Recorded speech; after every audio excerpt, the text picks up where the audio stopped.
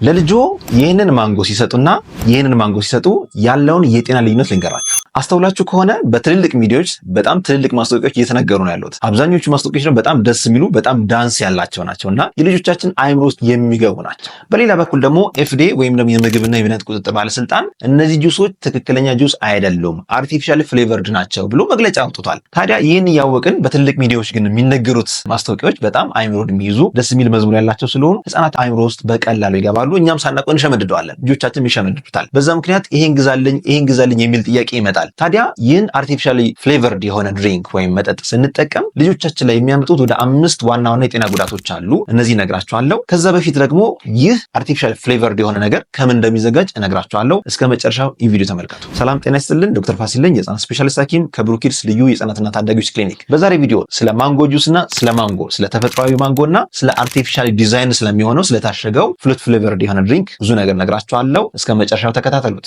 በነገራችን ላይ ብሩክ ኪድስ ዩቲዩብ ቻናላችን እነሆ ከ200,000 በላይ ሰብስክራይብ አግኝቷል። እናንተም ቤተሰብ እንድትሆኑ ያ ማለት ሰብስክራይብ አድርጋችሁ የደወል ምልክት እንድትጫኑ ጋብዛችኋለሁ። የደወል ምልክት ካልተጫናችሁ አዳዲስ ቪዲዮዎች ስንልቅ ወደ እናንተ ሪኮመንድ አድርጎ ላይመጣላችሁ ይችላል። እነዚህ ፍሩት ፍሌቨርድ የሆኑ መጠጦች በዋነኝነት ከ5 ዋና ዋና ንጥረ ነገሮች ወይም ኢንግሪዲየንቶች ይዘጋጃሉ። የመጀመሪያው ኮምፖነንት ኢታይል ቡታይሬት ይባላል። ይህ አርቲፊሻል የሆነ ፍሌቨር በትክክል የማንጎ ቃና እንዲይዝ የብርቱካን ቃና እንዲይዝ ማድረግ ይቻላል። ይህ በማንኛውም ውሃ ውስጥ ያንን ፍሌቨር ከከተታችሁና ከቀመሳችሁት ማንጎ የሚል ቃና ሊያመጣ ይችላል። ይህ አርቲፊሻል የሆነ የሚሰራ ነገር ከብዙ ዓመት ጀምሮ የምንጠቀምበት ነበር። በፋብሪካ የሚቀነባበር ሲሆን የራሱ የሆነ ጉዳት አለው። ከጉዳቶቹ በፊት ዋናውና ኢንግሪዲየንት ያልኳቸውን ልጨረስላችሁ። ጉዳቱ መጨረሻ ላይ እነግራችኋለሁ። ሁለተኛው ኢንግሪዲየንት ደግሞ እነዚህ አርቲፊሻሊ ፍሩት ፍሌቨርድ የሆኑ ኢንግሪዲየንቶች ያላቸው ኮርን ሲረፕ ነው። ኮርን ሲረፕ ማለት ጣዕም የሚያመጣ ጣዕሙን የሚቀይር በተወሰነ መልኩ ጣፋጭነት እንዲኖረው የሚያደርግ ነው። ሶስተኛው ኮምፖነንት ደግሞ ሹገር ነው ወይም ደግሞ ፒውር የሆነ ስኳር ማለት ነው። ይህ ስኳር አርቲፊሻል ነው፣ ፕሮሰስድ ነው፣ ለጤንነት የማይመከር ነው። በነገራችን ላይ ስኳር ሁለት አይነት አለ። ናቹራል ሹገር አለ፣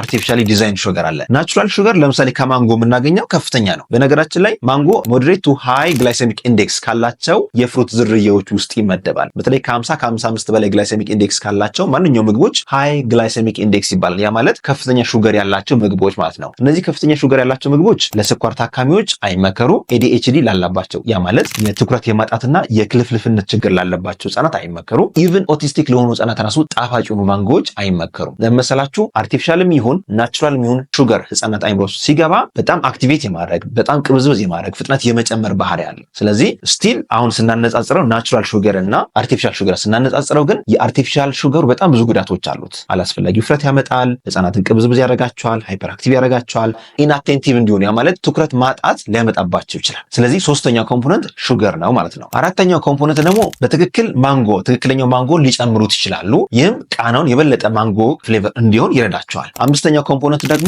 ውሃና ከለሮች አደድ የሆኑ ዳይ ወይም አርቲፊሻል ዳይ ናቸው። እነዚህ አርቲፊሻል ዳዮች ሙሉ ለሙሉ አሜሪካን ውስጥ ከ1 ወር በፊት ተከልክለዋል። ይህ ዜና እንደምታዩት በዚህ ዜና ላይ ለምሳሌ አሜሪካ ሙሉ ለሙሉ እነዚህን ባን እንደምታደርግ መግለጫ ሰጥታለች እና እነዚህ ነገሮች ህፃናት ላይ የሚያመጡት ጉዳት ስለታወቀ ተከልክለዋል። ስለዚህ ወላጆች እናንተም ይህን አውቃችሁ በተቻለ መጠን አርቲፊሻል ፍሌቨርድ የሆኑ ከለር አደድ የሆነባቸውን ንጥረ ነገሮችና ፈሳሾች ባትጠቀሙ መክራችኋለሁ። ታዲያ እነዚህ ሁሉ ነገሮች አንድ ላይ ሲዘጋጁ ልጆች ላይ የሚያመጣው የጤና ተጽዕኖ ምንድን ነው? አንደኛ ተጽዕኖ እንዳልኳቸው ኢንአቴንቲቭ እንዲሆኑ፣ ሃይፐር አክቲቭ እንዲሆኑና በጣም ፈጣን እንዲሆኑ ያደርጋቸዋል። መረጋጋት ያቀታቸዋል። ይሄ የመጀመሪያ ጉዳት ነው። ሁለተኛ ጉዳት ደግሞ የጨጓራ ህመም ሊያስከስትባቸው ይችላል፣ ወይም ጨጓራቸው ኢሪቴት ሊያደርግ ይችላል። ይሄ ኢታይል ቡታይሬት የሚባለው ኬሚካል ለምሳሌ የፍሉት ፍሌቨር የሚሰጠው ኬሚካል አንዳንዶቹ ላይ የቆዳ አለርጂ ያስከስታል፣ አንዳንዶቹ ላይ የአይን መቆጣት ያስከስታል፣ አንዳንዶቹ ላይ ደግሞ ሪስፓራቶሪ ኢሪቴሽን ያ ማለት የአየር ቧንቧ መቆጣትን አለርጂ ሊቀሰቅስ ይችላል። ከዛ በተጨማሪ ደግሞ ጨጓራችንንም ሊረብሸን ይችላል። ስለዚህ ይህንን ማስወገድ ይኖርብናል። በነገራችን ላይ ህጻናትም ልክ እንደ አዋቂዎች ሁሉ ጨጓራ ሊይዛቸው ይችላል። ይህን ማወቅ አለባችሁ። በእኛም ክሊኒክ በጣም ብዙ ህጻናት በጨጓራ ህመም የሚታከሙና ክትትል ያለው አሉ።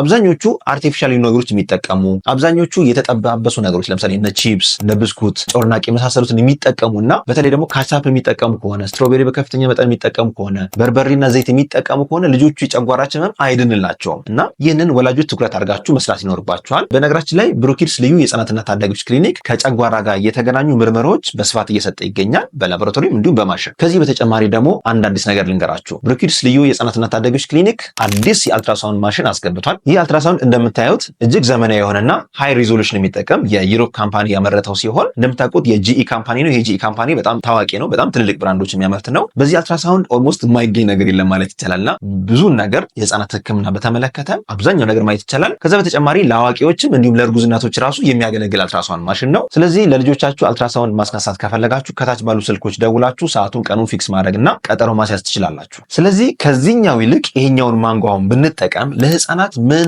አይነት ጥቅሞች እናገኛለን የሚሉ እንገራችሁ። ወደ 7 ዋና ዋና ጥቅሞች አሉ። እስከ መጨረሻው ቪዲዮ ተመልከቱ።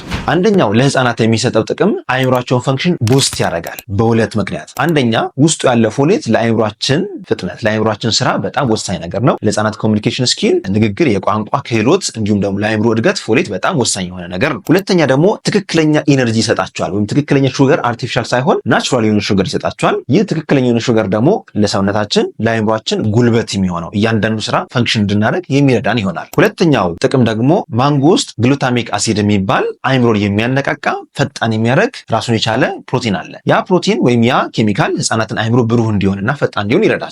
ስለዚህ ጠዋት ማንጎ ለህፃናት መስጠት ይመከራል ማለት ነው። ሁለተኛው ደግሞ ኢሚዩኒቲ ሌቭላቸውን የበሽታ መከላከል አቅማቸውን ከፍ ያደርግላቸዋል። ህፃናት በተደጋጋሚ ጉፋን፣ ቶንሲል የመሳሰሉት ብዙ ጊዜ ይያዛሉ አይደለ? ይህንን ነገር መከላከል የምንችለው ልጆቻችን በቂ የሆነ ኢሚዩኒቲ ሲኖራቸው ነው። ይህን ለማድረግ ደግሞ አንዱ ምግብ ማንጎ ነው። በተጨማሪ ሌሎች ምግቦችንም ኢሚዩኒቲ የሚጨምሩ ምግቦችንም መስጠት ይኖርባቸዋል። በነገራችን ላይ ኢሚዩኒቲ ወይም የበሽታ መከላከል አቅም የሚጨምሩ ምግቦችን እንሰራላችሁ ከፈለጋችሁ ከታች ስራለን እያላችሁ ኮሜንት አድርጉ። ብዙ ሰው ካለ በሚቀጥለው ቪዲዮ ያንን አዘጋጅላችኋለሁ። ሶስተኛ ዳይጀስቲቭ ፕሮሰሱን ያግዛል ወይም ፈጣን እንዲሆን ያደርጋል። ይህም ለምን መሰላችሁ?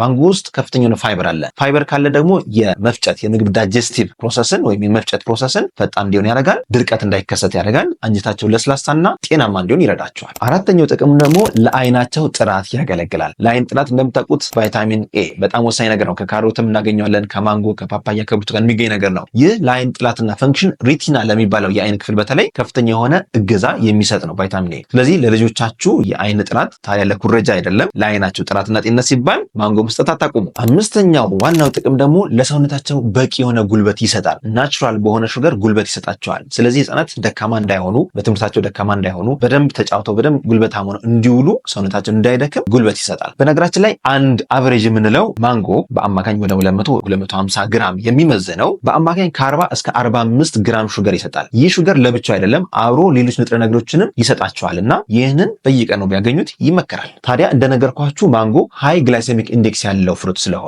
በተቻለ መጠን ADHD ላላቸው ያ ማለት አቴንሽን ዲፊሲት ሃይፐርአክቲቭ ዲስኦርደር ወይም የትኩረት የማጣትና የመክለፍለፍ ችግር ላለባቸው ህጻናት አይመከርም። አንድ ሁለተኛ ኦቲስቲክ ህጻናት ላይም ከፍተኛ ሹገር ያለው ነገር አይመከርም። ሶስተኛ የስኳር ታካሚዎች ከሆኑ ለልጆች ይህን ነገር ባትሰጡ መክራቸዋለሁ። ስድስተኛው ጥቅም ደግሞ የቆዳ ጤንነትን ይጠብቃል። የቆዳ ጤንነትን በብዙ አይነት ነገር ልንጠብቀው እንችላለን። ዋና መጠበቂያችን ግን በቂ የሆነ ቫይታሚን ኤ፣ ቫይታሚን ኢ እና ቫይታሚን ሲ ያላቸውን ፍሩቶች በመጠቀምና በቂ ፈሳሽን በመውሰድ ነው። ስለዚህ ለልጆችም ሆነ ለአዋቂዎች የቆዳ ጤንነት ማንጎ ይመከራል። ሰባተኛውና የመጨረሻው ደግሞ በጣም ብዙ አይነት የካንሰር አይነቶችን ይከላከላል። ካንሰር በዋነኝነት የሚከሰተው አላስፈላጊ ሴሎች በጣም በከፍተኛ መጠን ሲዳብሩ ወይም ሲበዙ ነው። ያ ማለት የነጭ ደም ሴሎቻችን ሄደው ታርጌት አድርገው እነዛን ገና ከእንጭጩ ካላጠፏቸው ወይም ካላስወገዷቸው እነዛ ሴሎች እየበዙ ይሄዳሉ ማለት ነው። ካንሰር ማለት ያ ነው። ታዲያ ይህንን ታርጌት የሚያደርግልን ዋና ነገሮች አንደኛ ነጭ ደም ሴሎቻችን ነው። ነጭ ደም ሴሎቻችን ደግሞ ሁለት ነገር ይፈልጋል። አንደኛ በቂ የሆነ ቫይታሚን፣ ሁለተኛ ጥሩ አንቲኦክሲዳንት ያስፈልጋቸዋል። አንቲኦክሲዳንት የሚባሉት ደግሞ ቫይታሚን ኤ፣ ቫይታሚን ኢ እና ቫይታሚን ሲ ናቸው። እነዚህ ደግሞ ከፍሩት ወይም ከፍራፍሬዎችና ከአትክልቶች የምናገኘው። ስለዚህ ማንጎ ብቻ ሳይሆን ማንኛውም አትክልትና ፍራፍሬዎች ከካንሰር ራሳችንን እንድንጠብቅ ይረዱናል ማለት ነው። ስለዚህ ለዛሬ ያለኝ መረጃ እንግዲህ ይህን ይመስላል። በዚህ ማንጎና በዚህ ማንጎ ልዩነት ያለውን እንግዲህ በደንብ እንደተረዳችሁ ተስፋ አደርጋለሁ። ምርጫው የእናንተ ነው የሚሆነው። ዶክተር ፋሲል ነኝ፣ የህፃናት ስፔሻሊስት ሐኪም። መልካም ጊዜ